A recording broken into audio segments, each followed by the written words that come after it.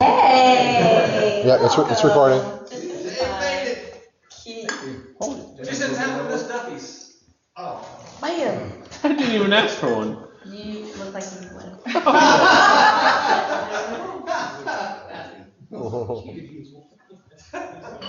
Wow. Just so you know, the one drinking the beer doesn't look any better. Did you want one? Yeah, I'm good. Thank you. So I know the pizza's coming in like 2 minutes. 1 minute. 1 minute. So pizza will be here in 1 minute. I'm gonna get started, and I'll pause while you get food, and then when you sit down, I'll just keep going. So if that's okay with you, unless you need to have separate eating time from presenting time. But I could literally talk about this for 8 hours straight, but I'm not going to. But I have a lot of information that I'm going to condense into this presentation tonight. So Get caught up. That's it.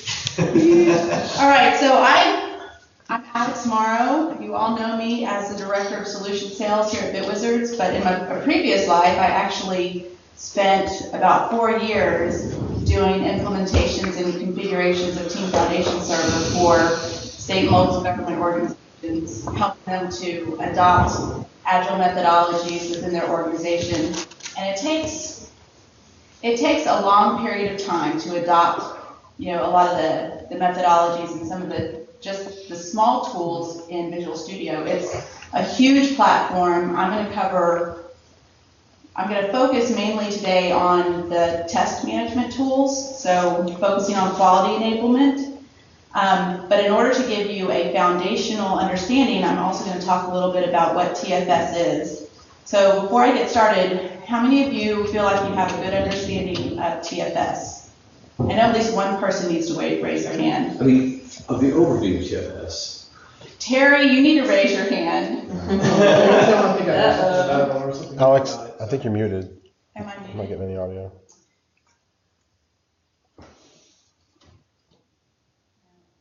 Really not very that much. That must be yours. Okay, I'm like, wow. You cut off. You're losing track of it. There you go. Okay. So I stole this deck from Microsoft. There's a portion of it, but there's like maybe 18 slides that I'm not going to go over, but if you want a copy of it, it kind of summarizes a lot of the capabilities that TFS has specifically related to quality enablement. So it's just kind of high level, but I'll give that to you if you want it. But I'm going to try to just do high level and get straight into demo. So most of my presentation, I hope, is demo, but I'm going to go through these slides for foundational stuff. So we're really focused on quality enablement. And quality enablement means a lot of things to a lot of different people. Sometimes when people think about quality, they think, oh, well, you've got testers. And when a developer is finished writing code, it has to be tested, right? Well, what we want to do is try to get that mindset at the very beginning of the process, not at the end of the development. And so quality enablement means that when you're defining requirements, your definition of that requirement needs to include what is an acceptable requirement. What's the acceptable use case? What's the criteria for that? So we don't want to just say, I'm going to create a web page that is a home screen. We need to be able to log in. We need to be able to reset a password. And so those are things, and what does it mean? If I want to reset a password, does that mean that I have to pick up the phone, call the help desk, get them to reset the password? Or is my requirement that I want to be able to click on a button, type in some information, and have it, automatically reset my password? So that acceptance criteria is important, and that comes at the beginning of the process in the definition. Once you define, you start developing. There's so to say that TFS actually does help in that acceptance test planning. Then you start developing. Throughout your development, you have these requirements. You know what you're supposed to do. And there's some continuous acceptance testing, and there's parts of the tool that should help you with that. I'm not going to focus a lot on that today, but there are things like unit testing that you can do as you're doing your development. So it's a type of quality to make sure that you're responding to those user requirements. There's also performance testing, web performance testing, and a part of the build process, the build automation process that helps you to test before you actually deploy it to an environment that an end user will ever see. So you go through, and this is kind of even the way that this is defined here is kind of a modern look at the way that you develop applications, because it used to be very linear. In a waterfall methodology, you would start with a big chunk of requirements, could take 3 months to define it. Then you start working on it. Then you do your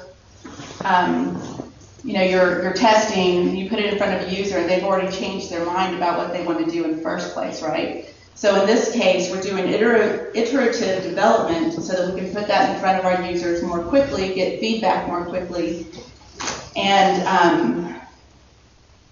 have a good quality product in a shorter amount of time. So that implementation process, there's different points where we want to do some quality measures. So then we end up going into a deployment cycle, and TFS actually has an integration with Service Center Operation Manager, so that once it even gets into deployment, and after you do, your more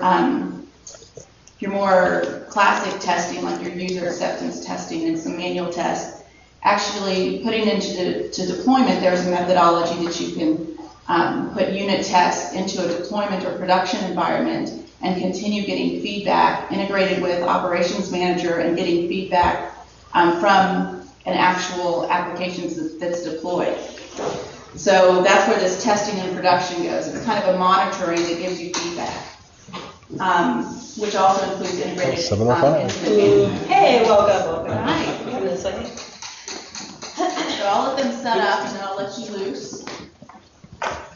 So the point with what we're going to talk about today is really having an acceptance test planning that focuses on not just those requirements that we usually hear about, we need to have a home page, we need to do this on the home page, but what kind of performance does it have to meet? What kind of quality requirements? If I say I need a report that does this, if you don't ask, well, what's the speed of that return of those values, then you're not really thinking about the quality of the report. I know that in the past I've seen some reports that it would take 10 seconds to return, and that was, unbeknownst to the developer, way too long for their users to accept. So defining those things up front is really important. Defining the acceptance criteria, the plan, and then actually building acceptance test-driven development. So you define it up front before you start developing. Please, it smells so good. Grab some pizza, and then we'll continue. Back off, you animals. Always the blast down there. No matter what we do, the rest of my life, my wife will always use the example.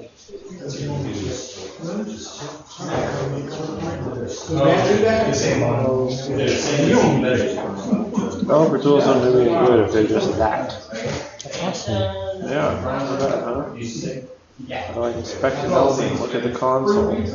It worked earlier. I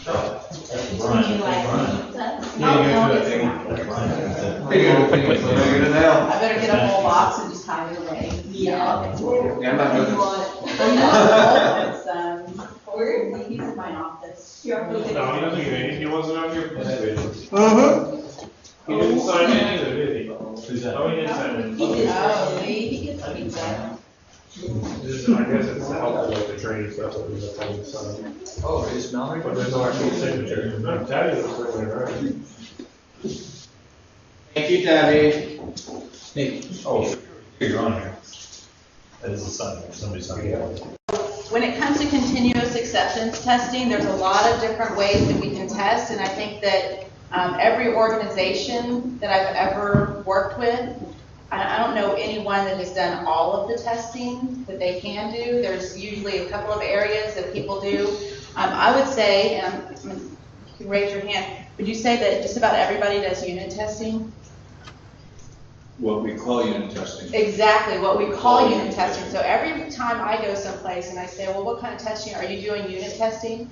And they say, well, of course we're doing unit testing. And unit testing to a lot of people means I'm looking at my code, I'm walking through it, module at a time, and that's unit testing. But when we talk about unit testing in Visual Studio and TFS, it's writing code to test your code. So there are ways that you can quickly generate test methods with Visual Studio by just looking at all of your classes within your solution and generating the stub for that and then calling those methods from within that test, the test project.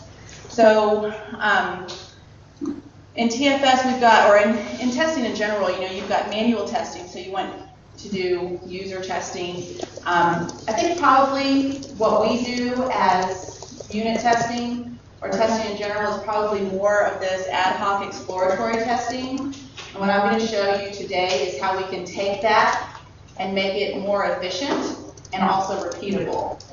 So we're doing it anyway, but we're not capturing a lot of data from it, but we can, and it's pretty easy. Planned manual testing. I'm going to show you how you can take a simple requirement, define a test case for those requirements, and then add the steps also so that you can reuse them. Because what I think probably hurts a lot of development organizations is that changes are requested in the middle of your development.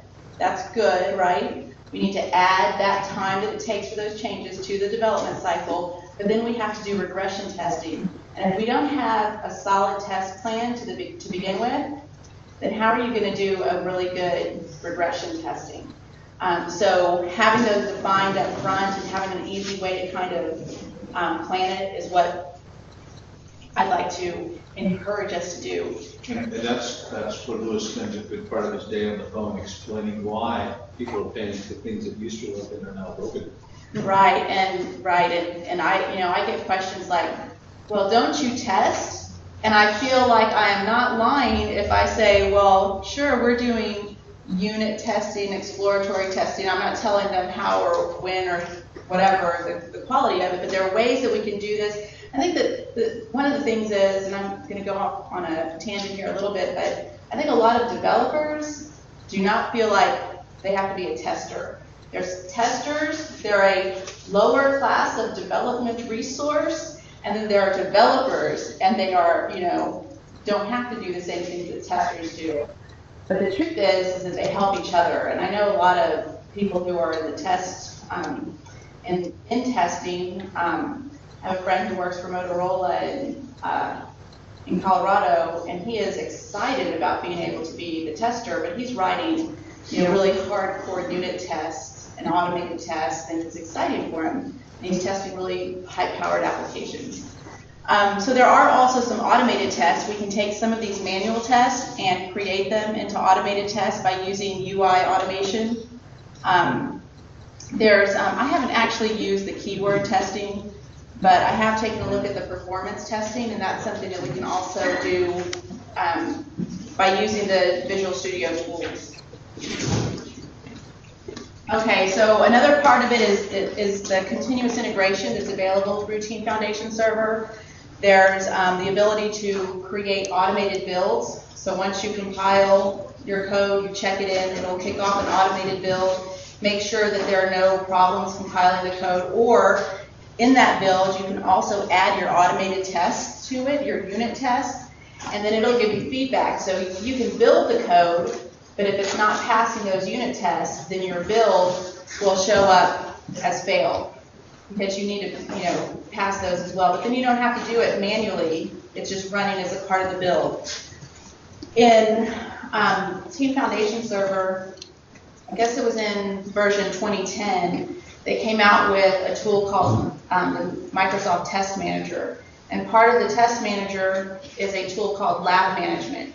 So if you have a Hyper-V server set up, and this can also speak to Azure VMs now because of the environment we have, you can set up this lab management so that a developer can say, okay, I need to test my application in an environment with Windows server, whatever, speaking to another server that's this, and then I have a desktop component of it. Set up a environment that has all three of those virtual machines that were created as a template, run your build, automatically deploy it, and then run performance testing or other types of automated testing in this virtual environment. For systems integration testing or your UAT, you can point your users to that same server, and also doing stress testing before you send it out to production.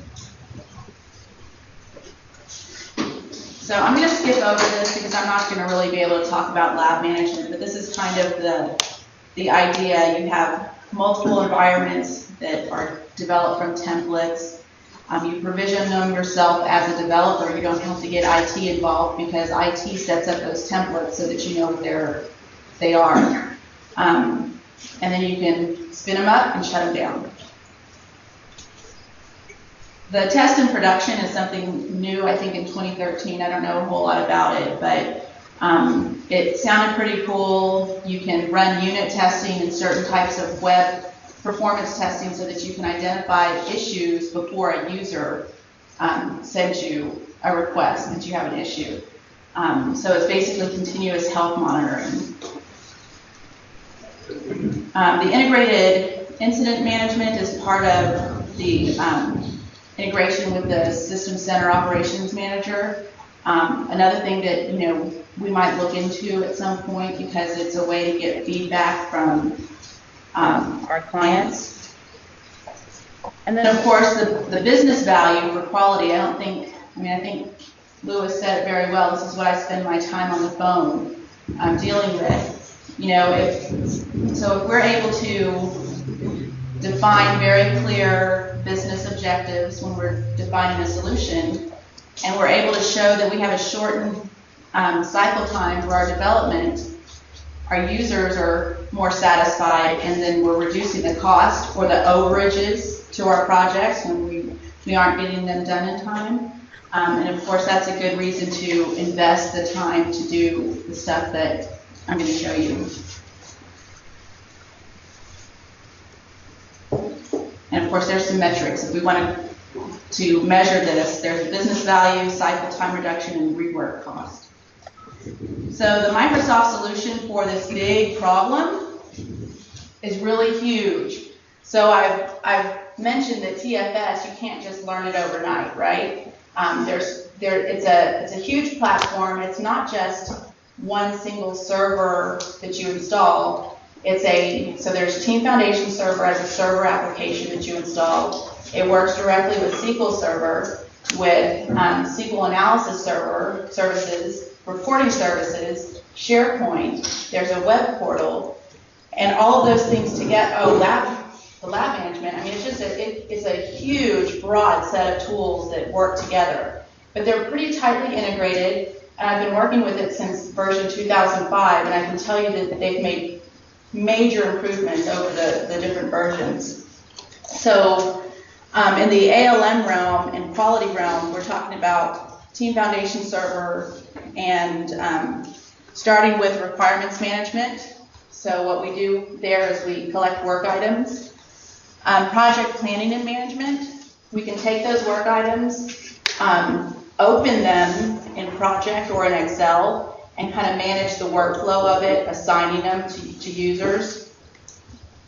The team development services, I have no idea what they're talking about with that particular object, but I have a feeling it's just the Visual Studio development.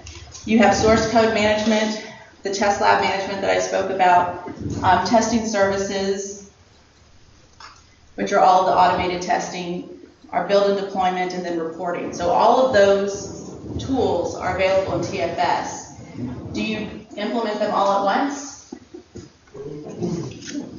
It would be impossible to implement them all at once. Most organizations start off with source code. You have to have a source control repository. But I think that there are some areas that if you're already used to using source control, you can quickly adopt the next most logical area. And as an organization, you decide what is the next most logical area. Is it, what is the problem? This is an Audrey statement. What is the problem we're trying to solve? Is it test quality or quality of our code? Or is it planning and management of our code? Is it building? Is it reporting on what exactly is happening? So it's choose the most logical area to deploy next. So I know this is on quality, but that's an interesting statement because we are rolling out TFS and everything. There's not a surprise to anybody. That's going to happen. We're already using it for source control. I think there's some issues about layouts we might want to revisit there. I think it would be a confident statement to say that the next part we would want to roll out is the task management. So I kind of was thinking that we might, we were going to roll out the whole thing, that we were really waiting on infrastructure to start the machines, but strategically, that's really not the way to do it. It's to bite off little chunks, implement one part of it, get used to that part of it. What we do, a month?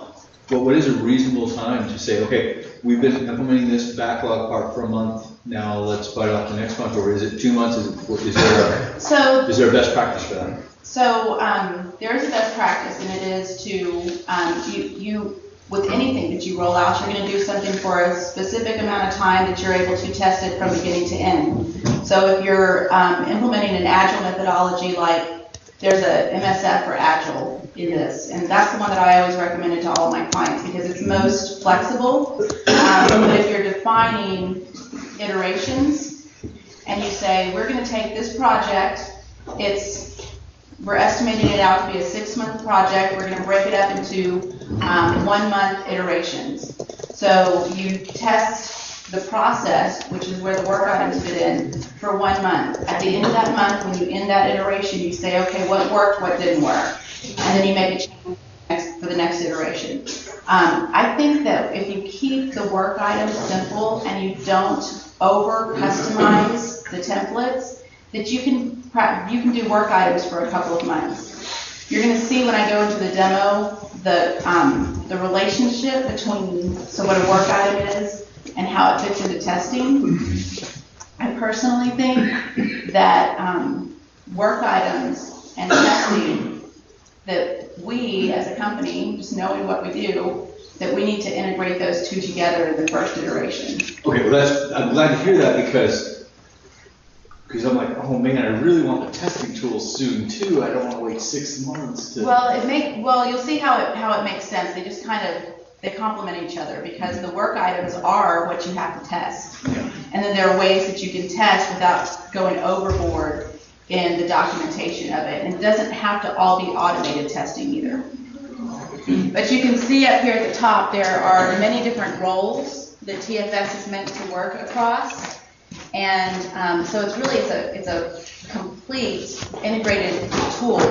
It works with a lot of third-party tools. So thank you for coming, Audrey. Thank you for telling me that Duffy's session was done. Wow! So you sent her a text when it was all clear. I did it. Oh, okay. I did it. The reason why I point out Audrey is because Audrey would completely integrate into what's in TFS by just opening up the work items into Microsoft Project, using the tool that she's used to. Mike might open up the same work items in Excel. It's a tool that he's used to using. Other people might just use it within Team Foundation Server, and some people might use it on the web, but you're working with all of the same data. And it's not it's export and import data, it's a synchronization process. Oh, gosh, I got here fast. So I'm going to do a walkthrough. All of these great things that I've been talking about, I'm going to show you, hopefully, how they work. Let's see.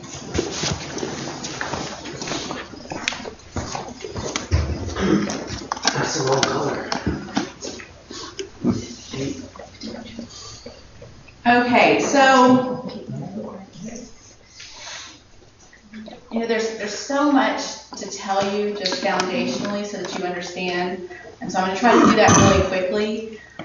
When you're using Team Foundation Server, the general area that you work in is over here in the Team Explorer, and the Team Explorer organizes all of those different tools that I talked about, the testing, the builds, the source code, the work items, everything.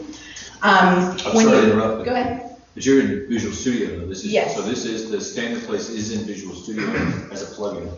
Absolutely, so exactly, so when you install certain versions of Visual Studio, it's automatically installed. People who don't work in Visual Studio, like Audrey, would install the Team Explorer for the version of Team Foundation Server that they use. And then she would have a shell that So- looks like Visual Studio, but she can't write code in it. So there is like a separate interface for just the Team Explorer? So there's several different ways to get to the data. There's a web portal, there's web access, there's the Team Explorer. It all works with the same code here, and I'll show you like the different web portal. But for now, because most of you work in Visual Studio, and because everybody else can work in the shell of Visual Studio, I'm going to show you. This it is the here. most likely. Yeah, I mean, Louis, you might work directly on the web because you may be interested in just the high level, where are we kind of things. But you could get to it from this window as well. Right. So over here at the top where you see home, you can go to projects and connect to team projects. And the way that this is organized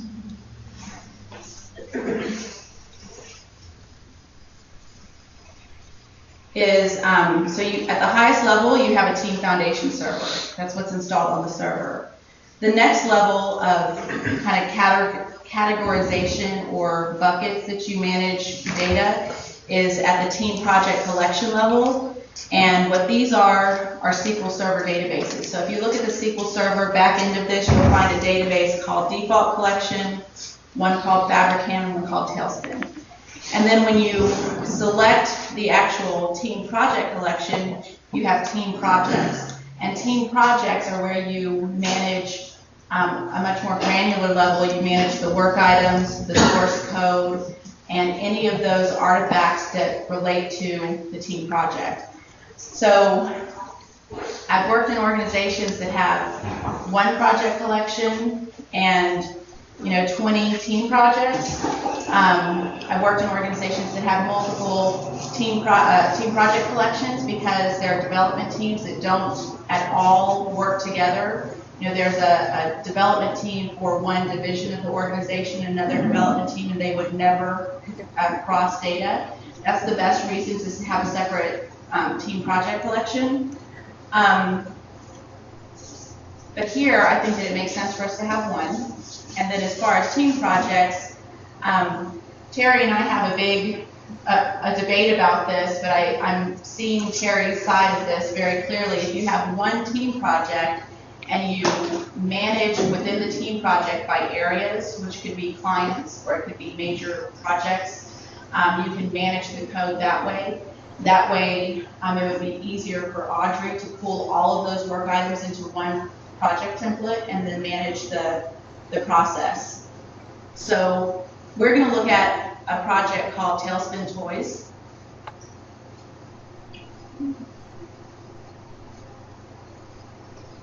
And then within Tailspin Toys, you have an area for my work, so anything that's assigned to you. Pending changes, that's where you're checking in source control. I'm not going to really go into that today. The Source Control Explorer, which will show you any of the team projects that you have access to, and you also see, your branches of code. Work items are listed here. A work item is just a record in a database. It can be anything that you define it as, and there are some predefined work items that come in TFS. The process template that was chosen for this particular process is the MSF for Agile Software Development. And so the work items that you can choose to create are bugs, tasks, user stories, features, issues, and test cases. Remember, they're just a database record, so they're collecting certain information, and you can relate one to another. So if I were going to come in here and create a user story, this is the kind of data that you would collect. First you have to have a title, that's required.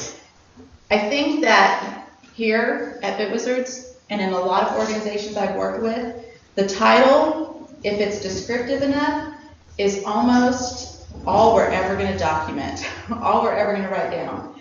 Is that the way it should be? Probably not. But if we had that for every single project that we had, I think we would have a lot more information than we do today. But you also have an area to, you have a title, and then you can come here and say, well, what is this description? As a admin, I want to be able to log into this and within, whatever the quality requirements are. So you can put the details here. Also, every time you save a work item, your history is going to be saved here, and you can type a comment. So if you are working with another developer, you can write a comment here. Duffy checks something in. He checks it in against this work requirement. Nate picks it up later. He can see where Duffy left off. And where he broke it, exactly. So exactly. I'm just saying, if you can be broke, I can do it. Then you would be a great tester. Oh, don't worry, I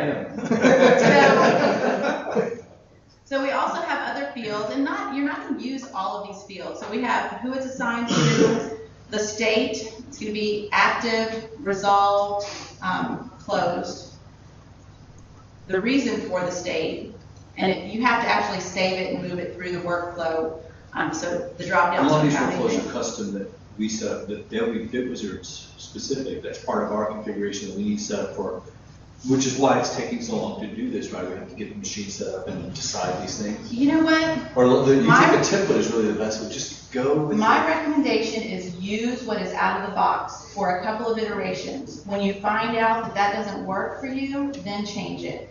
But I have been in organizations who they had a book this thick of their process, and they wanted to take that process and put it in here. Well, it took so long, and it restricted them so much that they never got going. Right now, I think we're in a perfect position because we don't have methodology is not documented. There's nothing to hold us to. And if we just take the out of the box, the process guidance that goes with this, and follow that even a tenth of the way. And stuff would follow through, yeah. Exactly. No breaking. Exactly, and there's a lot in here that I don't even think we ever have to touch right away. It'll be after we mature, after several months, yeah. So of course we want to have assignments. We'll probably use areas. I'm not sure how we will use iterations because every single project uses a different iteration methodology. Some of them it's one iteration, and some you can break it up. I think Terry's really working hard towards dividing features into deliverables that would fit into iterations, but we can define that. Let's see, so under implementation, you can take this user story, and you know what, I say user story. What does user story mean to you guys? Feature. A feature, okay. Graphic novel pertaining to superhero of some sort. Or that, Terry, a requirement. So I would say, so Matt and Terry are both correct. And it is, a feature is required. Duffy, I'm sorry, you were wrong. But At least I got some confirmation. Broke it again. But a user story, so this is something that I tell any client that I've ever worked with. Don't get hung up on the terminology that's used in this tool. Next version that they put out, it's going to change. But if you know, and that you know as an organization that a user story is your requirement, and you're going to use that data for that purpose, then who cares what it's called, right? We're going to use user story as our requirement, as our feature, whatever we want to call it. So let's see. So in the implementation of this user story, this is where you get into more details. What do I have to do to make this a success? If it's a user story that's, create a secure log on to my website. Well, maybe I need to use this stored procedure. I'm going to develop that. I'm going to create a user interface. All the tasks related to what that story is. So you can now start creating tasks or I noticed they had a feature type, so if we called the user story requirement at a high level, we could actually break those into features, we could break our features into tasks. Yes, and. However, we decided, as long as we understand, that's what you said, is you say what the definition is, then you stick to it with discipline. Exactly. And here's the thing that you need to look into with this. And Terry and I were looking into this a couple of months ago. I think that feature here is used differently than what we're defining as a feature. And the reason why it's important is because there's a lot of out-of-the-box queries that are focused on those work item types. And if we change the definition of those things to fit what we want, we use feature instead of user story, then we have to rewrite all of these queries. Gotcha. So, I mean, it would almost be better to just say, okay, user story means feature in our world. If that's the way the reports feature are means run. whatever it means in this world. So the user story is essentially the to-dos for a certain piece of functionality. Like, we need it to only do this, but to accomplish that, we need these goals met. Exactly. So let me show you an example of some user stories here. So in this is why I use the Microsoft demo. I didn't have to write any of this stuff. So here we've got a user story that is, as a customer, I should be able to create a new account. By the way, I just want to say, Mhm. although Alex isn't a developer, chosen not to be a developer, I think she'd be an awesome developer for that skill alone. Stealing is the best development. You know what? All of my development career, I always felt like a fraud because that's how I got stuff done. The best I was the developers best know how to searcher. I steal. didn't have to, like, I don't know how to do this. Oh, let me go find an example. Go into MSDN or, and it's stuff. There's almost nothing that is new. I mean, there's so many workflows. Anyway, so yes, I am a thief. I was gonna say, could you zoom in a little? Zoom away. If it's a trouble, don't worry about it. I don't really know how to zoom. Windows key plus. So I'm in a virtual machine. I think you might really do it. Oh, yeah. Okay, now how do I? Just move your mouse. Oh, okay. Yep. So, awesome. Sweet. So as a customer, I should be able to create a new account. Notice that in this example, they didn't really fill anything out over here, right? Would we like to do that? We could probably use that area for some good stuff. Let's see. They have one, I guess this is a bad example for me to have picked up, but one test case. So also within this form, you can say, this is the user story. I'm going to need these 3 test cases. Because there's often more than one test case associated with each requirement. It'll also show you all links, which would also show you any check-ins that you make to Team Foundation Server.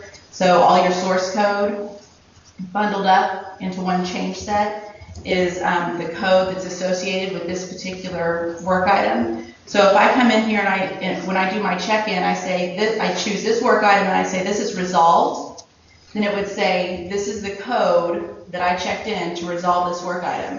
And then down the road, somebody's going to run a report, or the build report will say, this work item is in a resolved state, and that would indicate to a tester, okay, I need to use these test cases to test this code that our developer said is resolved. It's not closed until it's tested, but when it's resolved, it means it's out of the developer's hands.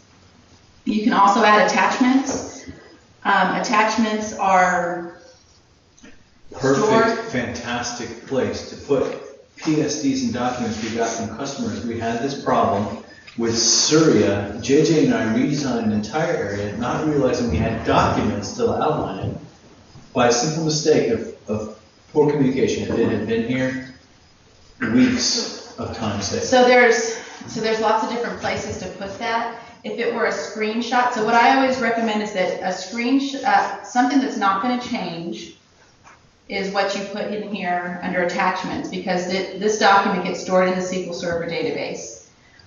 If it's something that's going to be updated, then you should store it in SharePoint and version control it. And there's a link directly from this project to the SharePoint portal. So in my specific example, what we had is documents from the customer on how something should work at the point we got a requirement. Don't you think, that's not a change in document because that was their requirements, is how it's supposed to work at the moment we got the information. Right, so I think that that document had more than one requirement in it. If it has more than one requirement in it, then it would go across multiple work items. I got you. So, but not to fear, you can also link to any number of things here. And what I would do is link to, there's a hyperlink, and that would take you to the SharePoint document that has everything in it. So there's also, and this is new, there's also storyboards. And storyboards you can link to, it's a PowerPoint. How do I get out? Windows key minus. The Windows key minus sign. I think. Uh-oh, there's a flood advisory. Sweet, they extended it. They misspelled as Arial instead of Arial.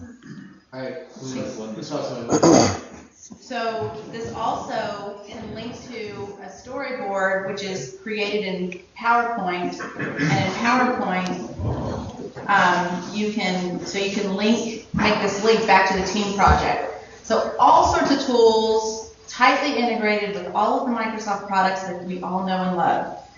And this comes with the storyboard shapes are those things that you're going to want to use to build your start screens, and you have all of the Windows objects that you would want to put together the picture of what a client is asking for, if they haven't given that to us already. So it's like in iOS, is how it's in the storyboard. It's essentially like the flow and navigation of a particular page or functionality. Mm-hmm. Okay, so I showed you the user story. I tell this to everybody anytime I talk about TFS. If I had to open a form to create a user story, every time I had a user story, I would not use Team Foundation Server. Because who wants to open up a window to create one line and to manage that for let's just think about Intraboom. There were like 350 something lines in that estimate. And each one of those would be one work item. Opening up a form to do that is impossible, and nobody would want to use TFS. So the nice thing is because it's so tightly integrated with Office products, is that I can go to this work item query, right-click on it, and I can open it in Excel. So think about your backlog meetings. This is not registered. I know, again, thievery. So think about your backlog meetings. This is what the backlog, this is a product backlog Excel template. It pulled in every work item that was in that backlog. Instead of typing this into a form in TFS, I would just add a new line. It's going to create the ID for it once I synchronize. I'm able to stack rank it, put story points to it. Do you have to use story points? Maybe it's something we use in the future, but I would say until we are good at that and planning, we don't have to. We were kind of thinking we use a story point as a one-for-one on hours because we are good at hours. So yeah, that's great too. But there also is a place for hours in the work item, and it Just as the cash level, yeah. So I have a question. Uh-huh. Sorry to interrupt. So is a user story itself directly tied to a particular, say, class file? Is it tied to a specific area, or is it just a general ticket saying, hey, we need this functionality, and then you just go and update that ticket later? It's not tied to necessarily one particular class or. Okay, that's a good question, and it's not tied to a specific class, because in your module you may have multiple classes that satisfy one of these requirements. Okay. But you can work on that, and then as you check in that entire class or module or project, and you've done work for this requirement, you check it in against that. So because that's ultimately what I was getting to. You can check in, your changes to a user story itself. It can be to any type of work item, and remember there's more than one type of work item. We're only looking at user story right now, but it could be resolving a bug. It could be resolving a task within a user story, and you can do multiple. So you can say, I've completed these 3 tasks, and because I've completed these 3 tasks, I also am going to resolve the user story. And so you may check all 4 of those when you do your check-in. Okay, so the user story becomes more of a blanket overview, and then you have small pieces inside of there, like your task level. Exactly. Okay. If you want to, and that's where we get to, you know, I would be. So we had that with KHS, and we said, okay, let's not do that, right? Yeah, I would be ecstatic if we had this list at a high level, we had user stories. But I know that we have that list, and I'm not just talking about BitWizards. I mean, remember, I work with a lot of different development teams, and every time I would go in and I would talk about this stuff, it's like, yeah, we don't really have a methodology, or we really don't do this, or kind of embarrassed. I'm like, you know what, if you have a list, if you're writing it down on a pad of paper, or you have sticky notes somewhere, then you have your list. If it's in your head, then that's a little bit dangerous. But somewhere you have a list of what you need to do. Put it here. Open up Excel in your meetings and start typing. And then it's captured so that if you win the lottery, your coworkers will know where to pick up. But I think that this is easy, and you see you can update the state from here. So in your meeting, if Ryder doesn't update his state before he gets to the meeting, Terry can just say, oh, okay, so you are done? Okay, resolved, and update it. You can also see what area it's in, the iteration path, and all of this is related to data in TFS. And then up here in the... Save or publish and it's synced up. Right, so you publish and it will push all the updates, and if you refresh, if somebody's been making updates, then it'll come in. So you've got that, that level of integration there. And the reason that I like that is because those are the same 2 buttons that we use in Project. Exactly, I can open the same thing in Project, and what Audrey would do, because she's awesome, is that she would take each one of those and then put tasks underneath them just by talking to you guys. And she can put start and end dates and actually have a project plan. And you guys never have to open Project. You can look at it this way. Audrey can be the only one. I don't even like Project. Some people like it. But anyway, so the reason why this is important in testing, most developers, okay, raise your hand. Who likes Microsoft Project? I've never really. Nobody really, I mean, I've never met a developer who likes Project. So, That's because you have to have a programmer's mind in order to use it. well, then they should all love it. Okay, so all of that to say, every one of those requirements is very important in our test plan, right? Because that's what we have to test. And if you document the requirements well up front, then you should be able to test it well anywhere in between. So the other tool that's new in Team Foundation Server is the Microsoft Test Manager. So in Test Manager, it's a separate IDE, and if you Audrey's in the jackass chair again. So if you click on the, let me clean this up a little bit. If you click on the home button up here on the left, it will take you to a little window that will let you choose iterations. You can change the project. So then this looks familiar, right? It's our project collections, it's our team projects. I'm going to select Tailspin Toys and connect to it. I can choose iteration 1 or 2. I happen to know that there's some good test plans in iteration 2 that I'm going to choose that. And then over here on the left, in the contents, I have what look a lot like my user stories. And the reason why is because I can just click on Add Requirements, run this query, and I can choose any of the user stories that I've already defined and then add it to a test plan. So I don't have to redo that to create my test plan. So at the top level here, that's a test plan. You can name it whatever you want.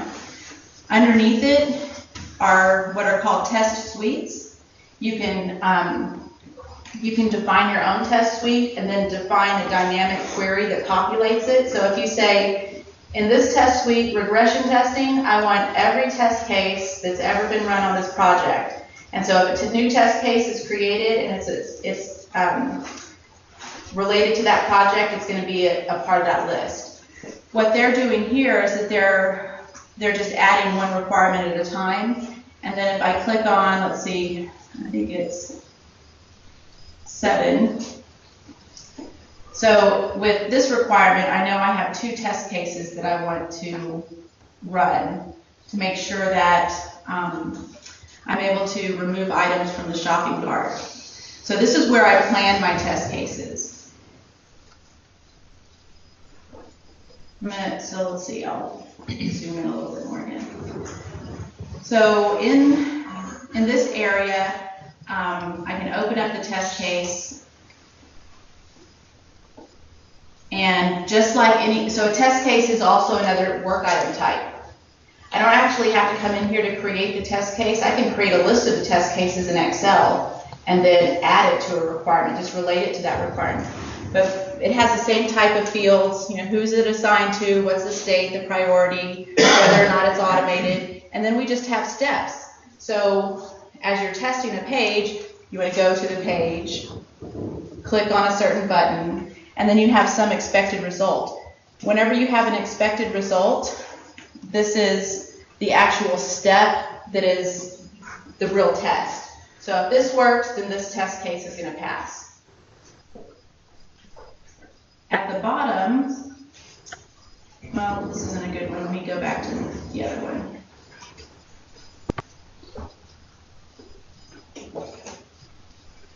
Oops. Dang it. My mouse is moving too fast for me. So in some test cases, you can see here there's a little @ symbol. It says @new quantity. That's a parameter that you add to your test case, and then you can fill in values down here. You can also take this test case, open it into a test project, and connect it to a data source. And there's a lot of things that after you develop this, then you can start automating it. Any questions so far? Are you loving it? You're hating it? Getting a feel for it. Now, I mean, you think you could use this? Are these the ones you have to type in, or you can record them as well? Well, so this was typed in, but yes, it can be recorded. So I'm going to show you that too. So, and this is the point I always make in the back, is at some point you're doing that ad hoc testing, what we call unit testing. Everybody does it. Nobody would ever tell me, I wrote it once and didn't ever run it.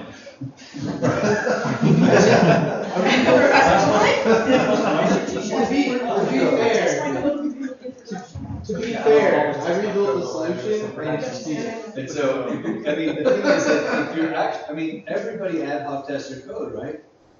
So if we do this, record it, and you've got it. right. So let me show you how we run the test.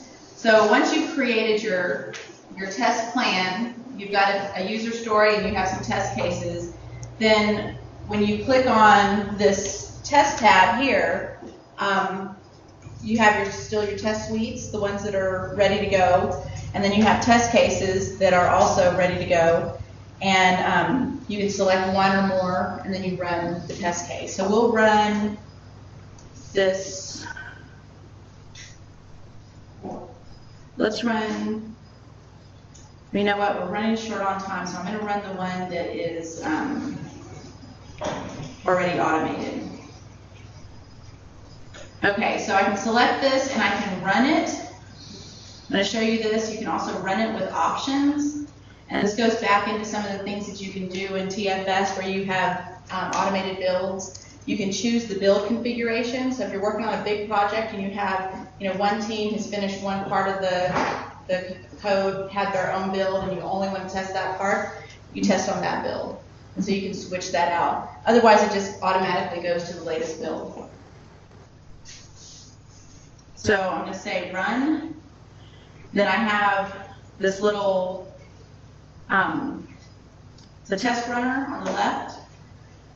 Underneath start test, it says override existing action recording. I'm not going to do that because I already have, I think, a good recording in there.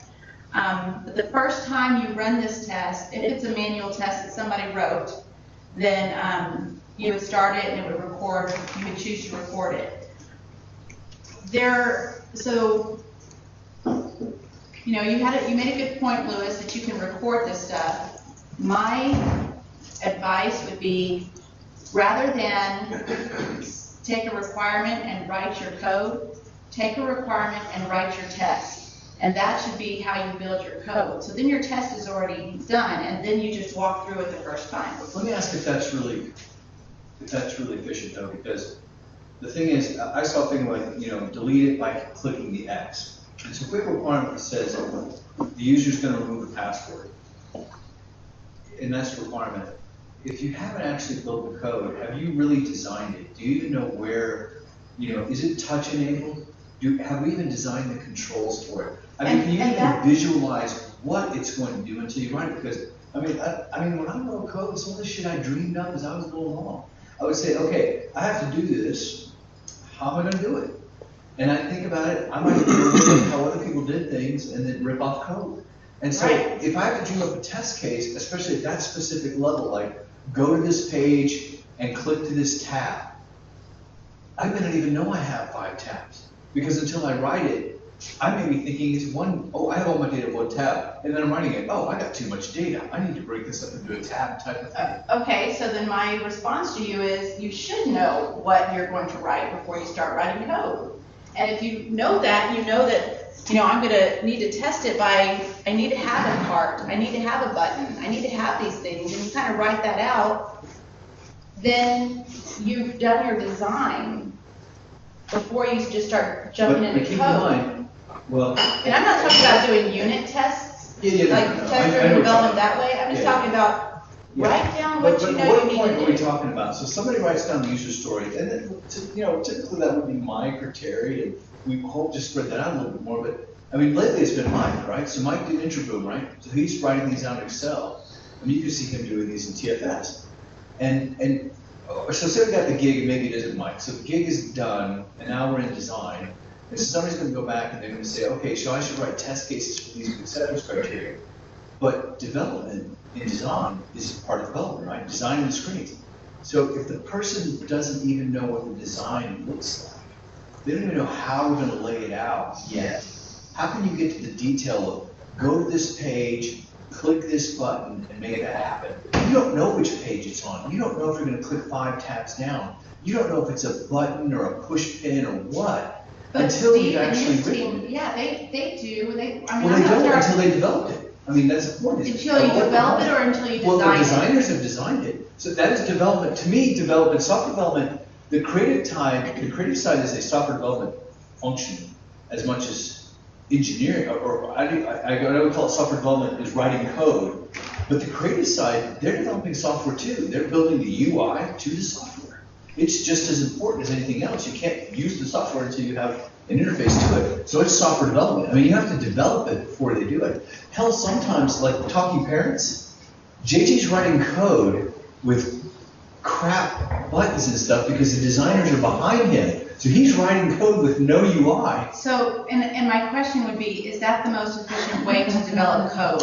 Maybe not, And- but it's the realistic way that we are doing things today. And I would then go back and say, Terry, is that the way that you would recommend developing code? I might be in the middle of this. I'm just saying, I know that it's not, I know that we don't have the ideal way to do it, but the way that we are doing it, sometimes it's just broken, and it's not helpful for the developers. If a developer had this screen ahead of time, or you guys work together to say, what is it supposed to look like? Oh, so we're gonna have this, then Nate can say, this is how I'm gonna write it, and so understanding what he's gonna do and having that come together better. I will say this, what you're describing, this is a storyboard, and we did a storyboard for IMS for the customer during discovery. Yeah. You actually can bring out a lot of information and feedback from that, where you can begin developing requirements and then test cases and acceptance criteria. I think it really, it depends on both. I'm on the straddle fence here. It depends on where in the process and how much information you do have at a point. But no, I mean, I know that there's a little bit of it that's idealistic, but at some point, we get to the end of a project and we haven't even looked at even the written requirements, and we have to start doing that. And if we have a vision of what needs to happen, I don't have time for your question, Audrey. I won't allow you Thanks for to, coming. but I want to make a comment on that before. I'm just kidding, go ahead. Well, I was gonna say, that I think part of what you said would make a lot of sense if you're in a waterfall methodology kind of thing. It's like, but there is an iterative approach to some of this stuff, and it doesn't necessarily mean you're gonna do absolutely no coding and before, I mean, sometimes we start development before design is done, but we're doing that for a particular reason. So we started because we know enough at the time to do that. So I mean, I think there are gonna be some nuances in that. The only other thing I was gonna say, I don't, from my perspective, from what I've seen since I've been here in projects and stuff, even though I'm mostly the one who's using Microsoft projects, in many ways, we're a lot closer to this than maybe what other people might think, because they don't see that viewpoint of this. We could get a little bit better, but as far as, when you said, what is this user story? Okay, I really liked it when you said, these work items are a record in a database, because I think sometimes we get hung up on language. This is a feature, no, it's a requirement. Okay, in my world, it's a line in project that's called summary task. That's what it is. Now, what else is it related to? Okay, that's great, but I don't really care what it's related to.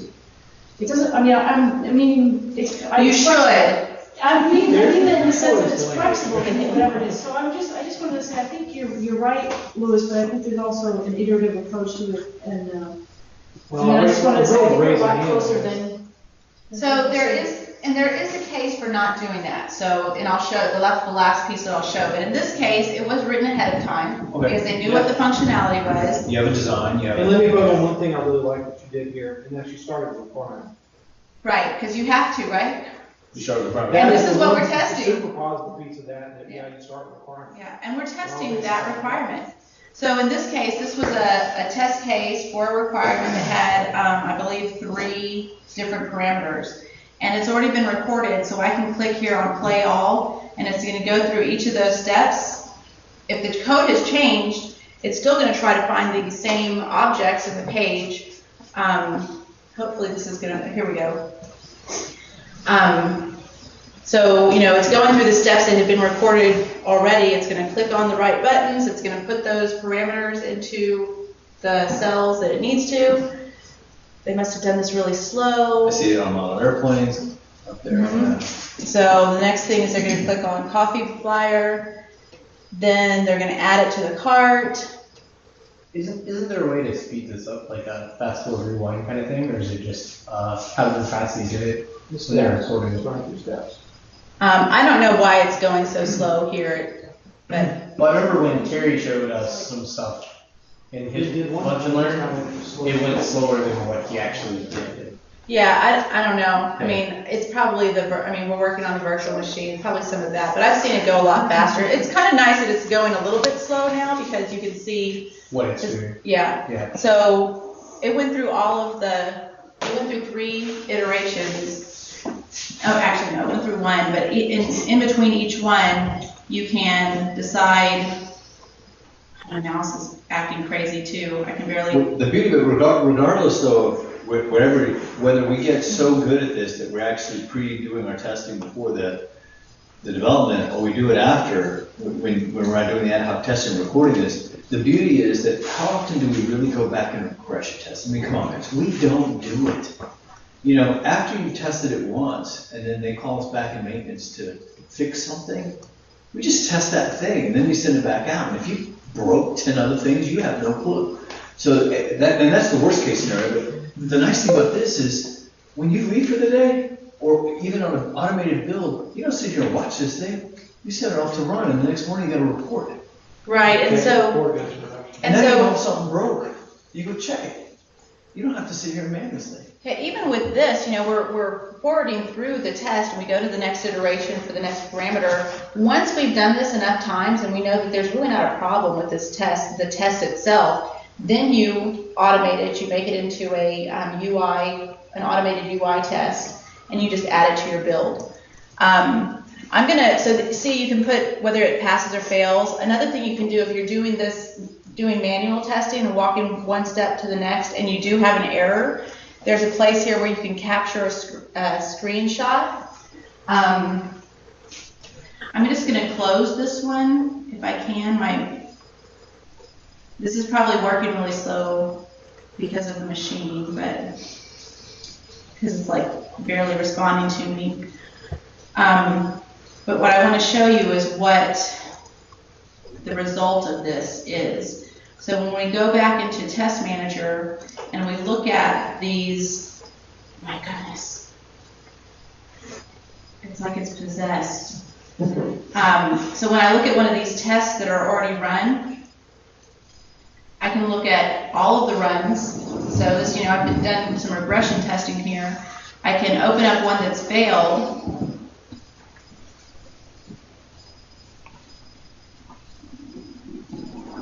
Come on. Oh, sure you can. Come on, you can do it. Doesn't do anything like it promised. Worst tool ever. My goodness, why?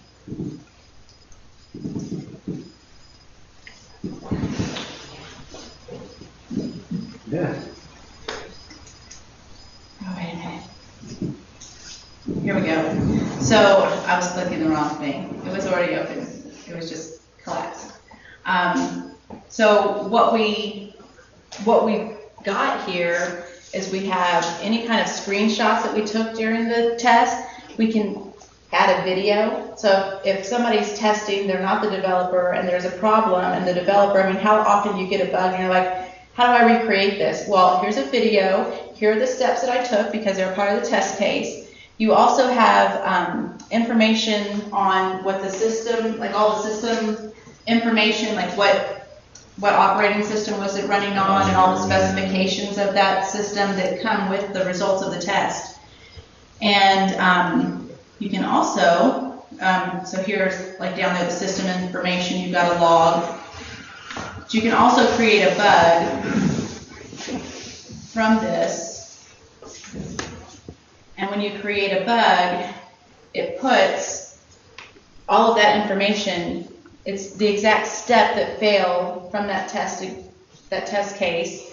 All of the system information is attached here too, the configuration that was used, and then you can just assign this to the developer who gave us this crappy code. Duffy. Fix it. Whoa. Like here's an example. Virtual machine, not me. Here's an example of the system information that it attaches to it. So, creating a bug this way, awesome. Question? Yes, sir. Actually, a request, you can easily just say no. But one of the things I really like about this is the ability to add the data trackers. I use the wrong term for it, IntelliTrace, some of those. You don't have to show us how they work, but can you show us some of those options that are available? I think a lot of people aren't aware of that. Those are talking about debug information and. Yeah, here's the downside for the IntelliTrace information is that you actually have to have Visual Studio Ultimate to use IntelliTrace, and it's a really expensive version of Visual Studio. I think that it definitely gives you a savings in time. Let's see, I don't know, I can't remember where you said that. It's on the Ultimate Edition, right? Yeah, performance testing is also. Let me show one more thing before I find that, because I need to find it, because it's a configuration for a test plan, I believe. So we have the Ultimate Edition for everybody. So. Visual Studio Ultimate? We got No, it's premium. Premium for only one. Yeah, Ultimate's really expensive. Yeah. You can do a lot with it, but it's Well, the high end. testing is probably. Which is fine, because that's what I did. I bought one version of Ultimate, and everybody else professional at the time, and we were fine, because the one guy ended up being a Performance testing guy. Yeah. You want that. So, We're in the movement. so like creating this test case, we did it manually, but if we don't have the discipline to do that ahead of time, you can always come over here and do exploratory testing. And with the exploratory testing, you basically You decide how you want to do this. You can choose a requirement that you want to explore, or you can just explore. We can do explore with options, and just choose to, if I can push, gosh darn it. You see what is happening in my mouse.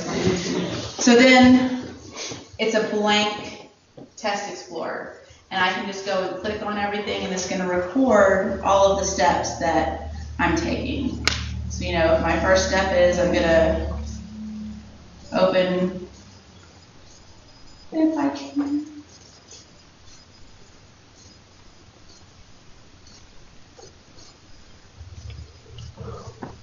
I don't even know where my mouse is now.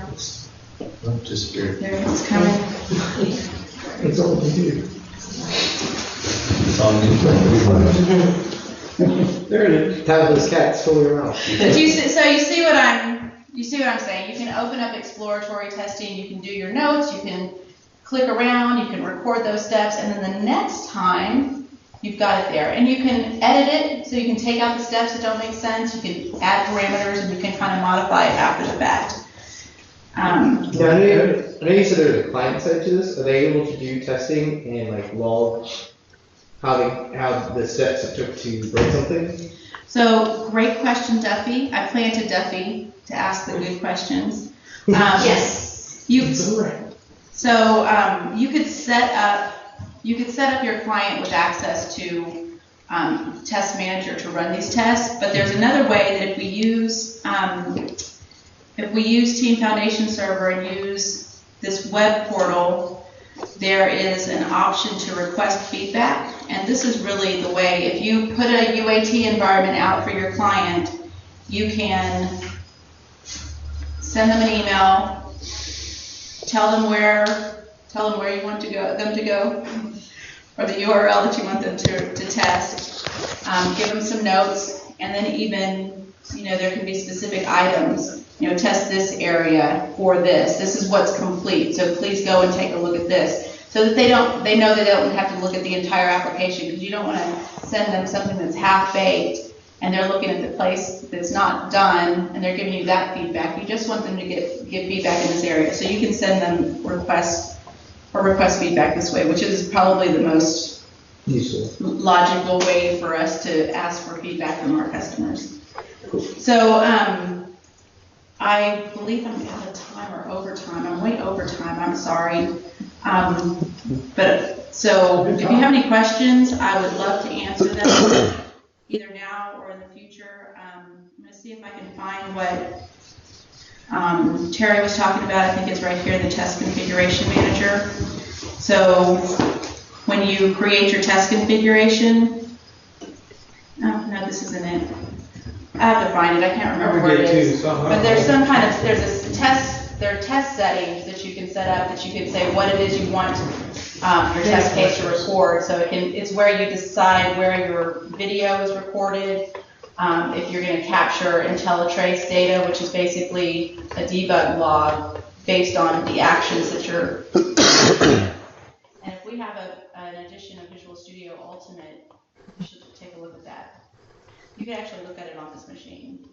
Sweet. I'm giving this back to Randy, because this is the last time I'm going to do any TFS work unless you guys ask me for any help. Thank you. I will say, even if we do get really good at defining requirements, turning them, the idea is that, users don't tell us what they have, we want it to do X. And then we turn that into kind of broad spectral kind of, that means a home page. Well, that's too broad. And then we turn those into tasks, like, all the individual elements. But even if we get good at that, there's still, we can different models, and that is a great example, because TSA dictates his numbers. He gets a requirement daily. He might have to write it that day and then test it. And then the ramifications, if he's working on eParts or TEMS or whatever other systems you might be working on for TSA, could have that fallout. So I think, we're never going to get away from doing some of that ad hoc kind of exploratory testing. But if he's recording those things for eParts, those tests, then he can quickly regression test pretty Building a library. He's building a library. Now, of course, what's going to happen as the code changes, his tests are going to break because the tests break. Not because the code breaks, because the code is changing, and so the old tests are going to fall off, and so some of that will be a problem. But that's, even if we get really good at building software, we're never going to get away from the ad hoc nature of some of our class. No, absolutely. And we don't want to. I mean, TSA is one of the best. We love that. That's why I'm such a fan of these board testing too, and Stephanie doing the action reports. Things do change, but that's the way to keep them being. There's the argument in the industry that creating test cases is technical debt. They claim that you write the code, you write a unit test, that's technical debt, and then test cases is not technical debt because they change when code changes and UI changes. And they get into this big argument about you're spending 3/4 of your time. That's what I'm talking about. To catch-22 those tools like this, some exploratory testing, some of the action reportings, the ability to build these libraries, keep them up to date very easily instead of manually.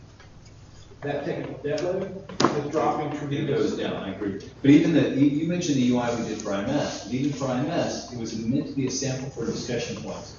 And we quickly identified a problem with it in the fact that the child-parent relationships UI didn't support that. So if somebody were to go and write test cases on that, what's wrong with that? One more thing, what If they didn't catch it, now of course writing test cases aren't out of that. Yeah.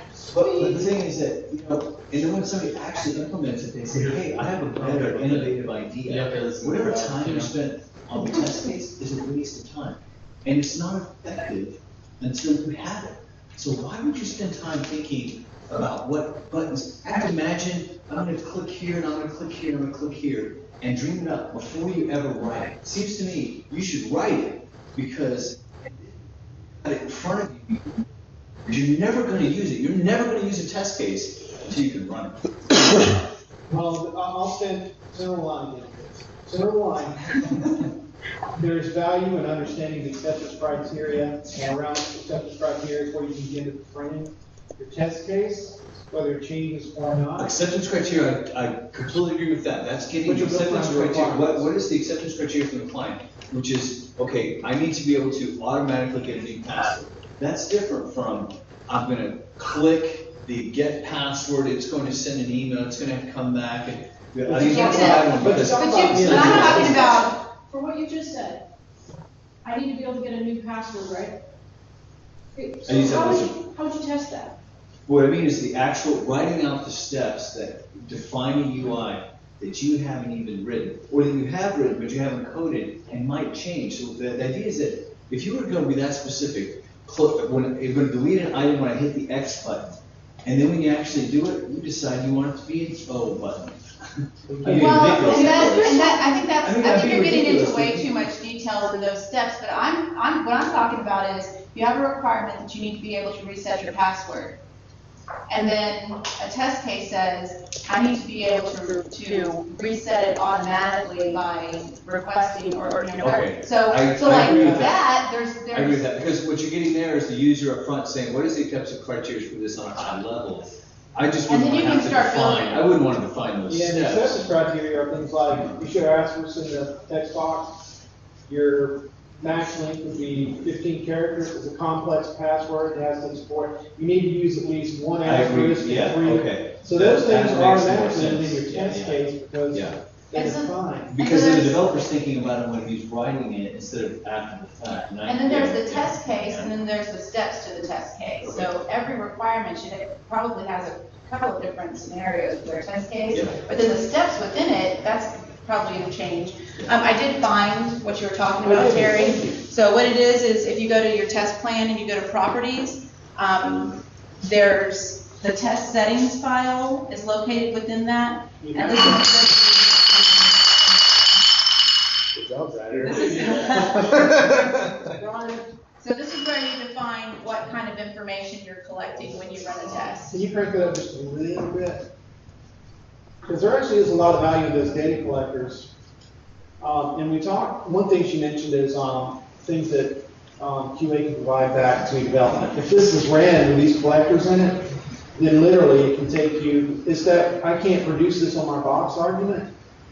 If you attach the action log, you do a few of these other values, include event log and IntelliTrace, you get what occurred at the server level and event log, and you also get the trace that occur, and when you say I can't produce them on my box, you, QA person can go right back and go, here it is on line 203, where you asked to do X. Now, the catch-22 is you don't do it all the time because it's from data, it's captured, but it's a very valuable thing to know. So I'm sorry, but thank you. No, my pleasure, my pleasure. Great, well, if you have any more questions, in the infamous words of Terry,